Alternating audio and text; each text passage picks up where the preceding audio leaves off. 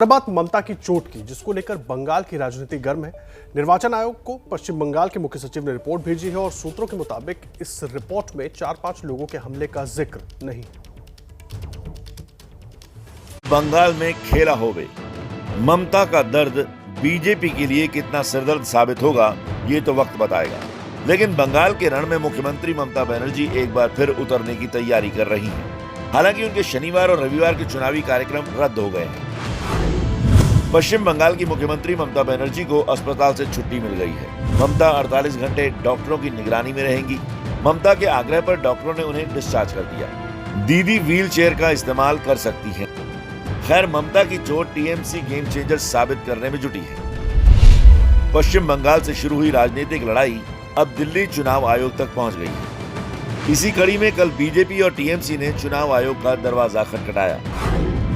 TMC के सांसदों ने चुनाव आयोग को ज्ञापन सौंपा और नंदीग्राम की घटना की संपूर्ण जांच की मांग की। टीएमसी के सांसद विरोध स्वरूप वहां पर काली पट्टी बांधकर पहुंचे थे। नंदीग्राम में अगर ममता की स्कूटी गिर जाएगा तो क्या होगा?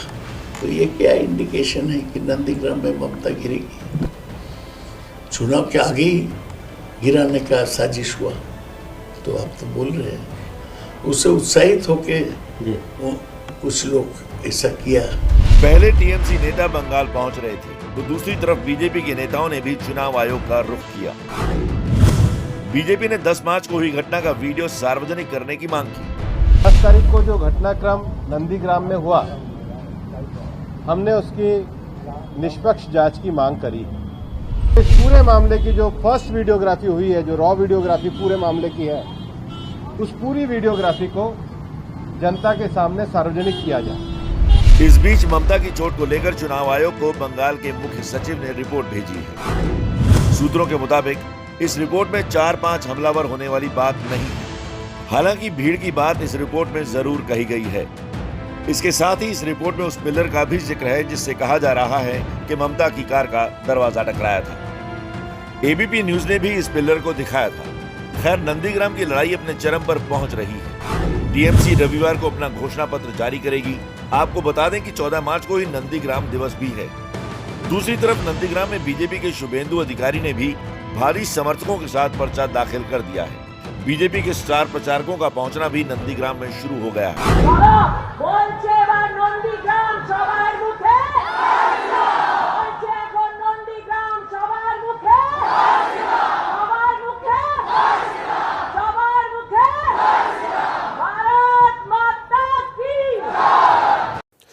देखिए, आपको बता दें, नंदीग्राम की लड़ाई जो है वो बहुत दिलचस्प होती हुई नजर आ रही है। एक तरफ ममता बनर्जी ने पहले ही नामांकन कर दिया था, कल शुभेंदु अधिकारी ने भी नामांकन कर दिया और इसके अलावा आज अगर पश्चिम बंगाल की बात करें तो कई सियासी कार्यक्रम जो है वो लगातार दिखाई दे रहे हैं। और हल्दिया से इस वक्त मेरे वरिष्ठ सहयोगी पंकज झा हमारे साथ जुड़ गए। पंकज, सबसे पहले शुरुआत में करूंगा, पश्चिम बंगाल में आज जो कुछ सियासी कार्यक्रम हो रहे हैं, एक तरफ नंदीग्राम की लड़ाई तो हम देख रहे हैं, कल भी आप वहां से दिखा रहे थे किस तरह से शुभेंदु अधिकारी ने अपना नामांकन किया था। आज बात करें, राकेश टिकैत पहुंच गए हैं पश्चिम बंगाल में। आज बात करें जो रिपोर्ट मुख्य सचिव की तरफ से भेजी गई है चुनाव आयोग को, उसमें को लेकर भी सवाल उठ रहे हैं। उसमें 4-5 लोगों का जिक्र नहीं है, तो एक के बाद एक कई सवाल खड़े होते जा रहे हैं। चुनाव तो चल रहा है अपनी तरीके से, लेकिन गर्मी और बढ़ती जा रही है।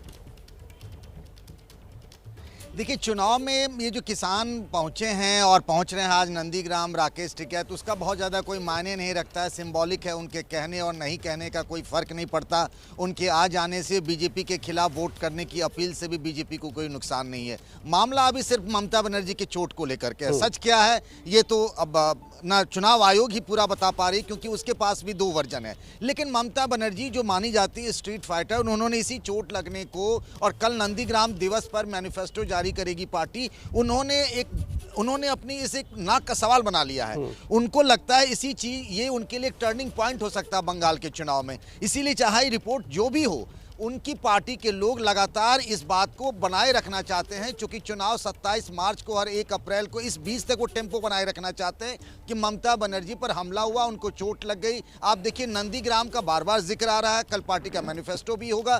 तो नंदीग्राम एक प्रयोगशाला बना दिया ममता बनर्जी ने, और नंदीग्राम की जीत का चुनाव जो है वो बंगाल का चुनाव बना करके एक विंडो बना करके ममता बनर्जी लड़ रही हैं। और बीजेपी थोड़ी दुविधा में है, वो क्या करे ना करे। वो तो ये भी कहती है कि अच्छे से स्वस्थ हो जाए ममता की कामना करती, पर दूसरी तरफ ये भी है कि उनको सहानुभूति का वोट नहीं मिले, इसीलिए जी। इसे नाटक भी बताया जा रहा है और इसकी जांच की भी बात कही जा रही है। पंकज, जो बात आप कह रहे हैं बहुत अहम है। मैं इसी चीज को समझना चाहता हूं, क्या नंदीग्राम पश्चिम बंगाल के चुनाव में एपी सेंटर बन गया है? पूरे बंगाल में यहीं से मैसेज जाएगा, यहीं से संकेत जाएंगे, यहीं से परसेप्शन डेवलप होगा?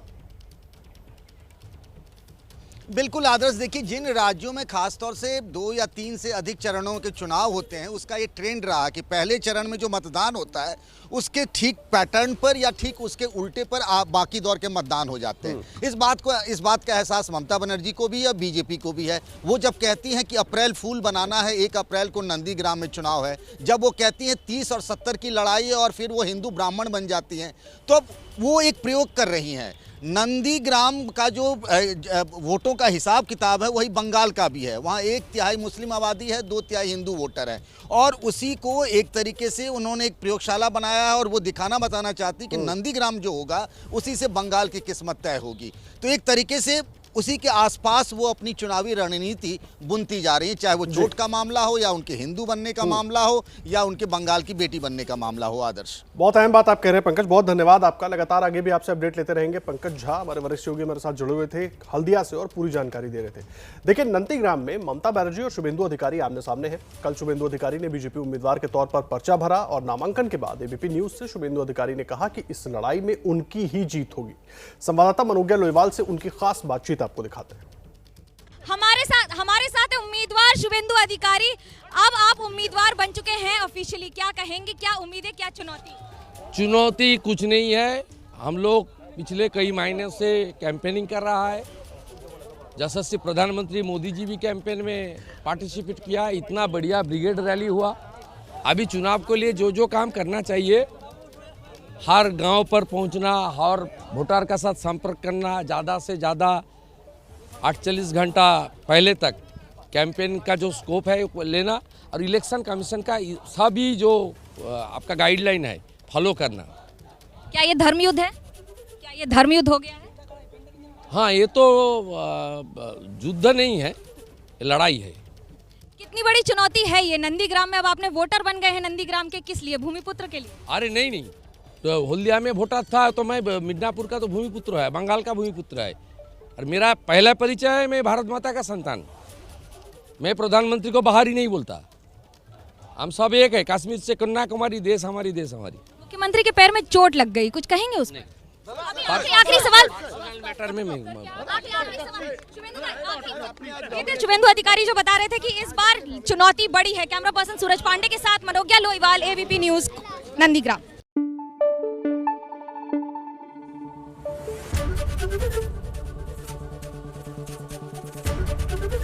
एबीपी न्यूज आपको रखे आगे।